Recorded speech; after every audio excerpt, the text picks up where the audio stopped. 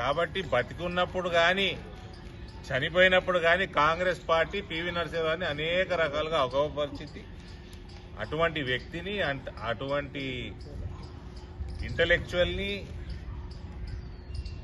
Economic రిఫార్మిస్ట్ని 5 సంవత్సరాలు దేశంలో స్టెబిలిటీతో government నడిపినాయన్ని ఇవాళ మోడీ గారి ప్రభుత్వం రికగ్నైజ్ చేయడం, భారతరత్నతో గౌరవించడం తెలుగు సమాజానికే కాదు యావత్ భారతదేశానికి కూడా ఇది గర్వపడాల్సిన విషయం.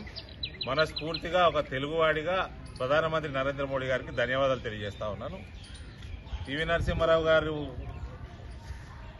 సంబంధం ఉన్న వరంగల్ ప్రాంతం నుంచి ఈ మధ్య నిన్ననే వరంగల్ సంబంధించిన మన స్వర్గీయ ప్రణయ్ భాస్కర్ గారు తెలుగుదేశంలో ఆయన యువకుడుగా మంచి పేరు సంపాదించిన మంత్రి ఉండే, మినిస్టర్ ఉండే 90s లో. ఆయన మినిస్టర్ ఉన్నప్పుడే పాపం ఆయన యంగ్ ఏజ్లో చనిపోయిండు.